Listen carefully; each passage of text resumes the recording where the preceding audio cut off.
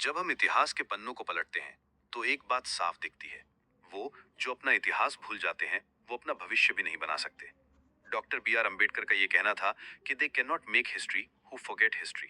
यानी जो इतिहास को भूल जाते हैं वो इतिहास नहीं बना सकते। आज हम इसी विषय पर बात करेंगे कि कैसे इतिहास से सीखना हमारे लिए इतना जरूरी है। सोचिए, अगर हमारे पास कोई मेमोरी नहीं होती तो क्या होता। हम रोज वही गलतियां करते रहते। ठीक यही बात समाज और देशों के साथ भी है।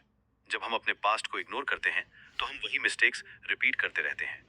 अंबेडकर जी ने ये बात बहुत गहराई से समझी थी।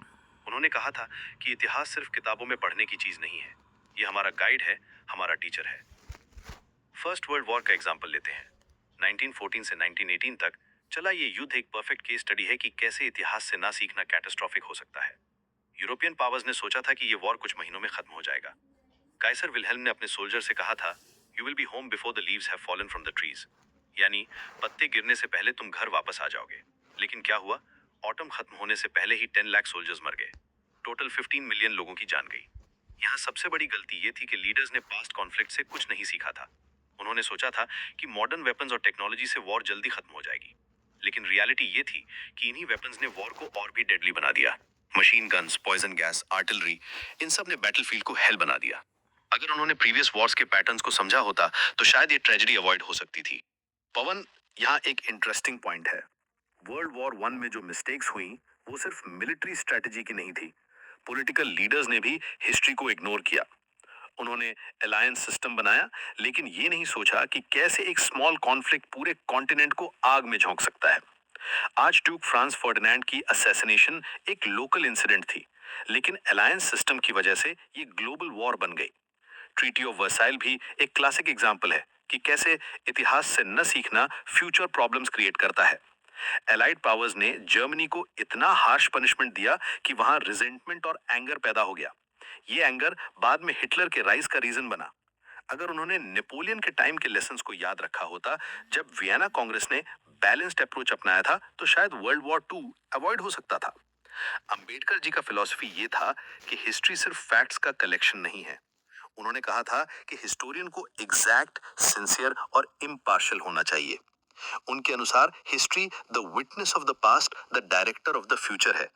यानी ये हमारे पास्ट का गवाह भी है और फ्यूचर का गाइड भी। इंडियन कॉन्टेक्स्ट में देखें तो अंबेडकर जी ने खुद इस प्रिंसिपल को फॉलो किया। उन्होंने इंडियन हिस्ट्री को डीपली स्टडी किया और पाया कि कास्ट सिस्टम कैसे सेंचुरी से ऑपरेशन का टूल बना हुआ है। उन्होंने हिस्टोरिकल पैटर्न्स को समझकर कॉन्स्टिट्यूशन में सेफगार्ड्स इंक्लूड किए। आर्टिकल 14, 15, 16 ये सब हिस्टोरिकल इनजस्टिसेस से सीखकर बनाए गए हैं। मॉडर्न टाइम्स में भी ये लेसन रेलेवेंट है। इकोनॉमिक पॉलिसीज हों या फॉरेन रिलेशंस, हमें पास्ट एक्सपीरियंसेस से सीखना पड़ता है।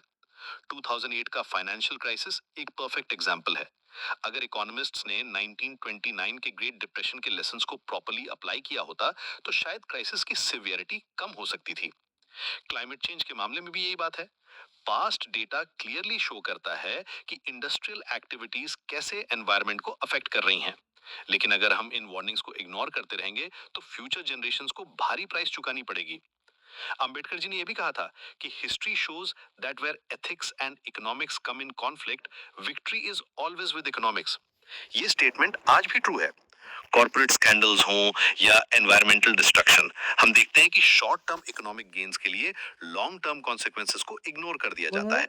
एजुकेशन सिस्टम में भी इतिहास की इंपॉर्टेंस को समझना जरूरी है। सिर्फ डेट्स और नेम्स रटना काफी नहीं है। स्टूडेंट्स को पैटर्न्स समझने चाहिए, कॉजेज और इफेक्ट्स को एनालाइज करना चाहिए। जब हम वर्ल्ड वॉर वन के कॉजेज पढ़ते हैं, नेशनलिज्म, इंपीरियलिज्म, अलायंस सिस्टम, तो हमें करंट ग्लोबल टेंशंस में भी ये पैटर्न्स दिखते हैं। टेक्नोलॉजी के फील्ड में भी हिस्टोरिकल अवेयरनेस जरूरी है। सोशल मीडिया के नेगेटिव इफेक्ट्स को देखिए। अगर हमने पास्ट में मास कम्युनिकेशन के मिसयूज के एग्जाम्पल्स को स्टडी किया होता, जैसे नात्सी प्रोपेगेंडा या रवांडा जेनोसाइड में रेडियो का रोल, तो शायद हम बेटर रेगुलेशंस बना सकते थे। पर्सनल लेवल पर भी ये प्रिंसिपल अप्लाई होती है। जो फैमिलीज अपनी मिस्टेक से सीखती हैं, वो बेटर डिसीजंस लेती हैं। जो बिजनेसेस अपने पास्ट फेलियर्स को एनालाइज करती हैं, वो फ्यूचर में सक्सेसफुल होती हैं। यही बात कम्युनिटीज और नेशंस के साथ भी है।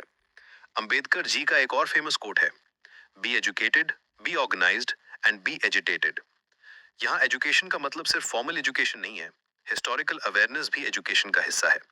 जब हम अपने पास्ट को समझते हैं, तभी हम इफेक्टिवली ऑर्गेनाइज हो सकते हैं और जरूरत पड़ने पर एजिटेट भी कर सकते हैं।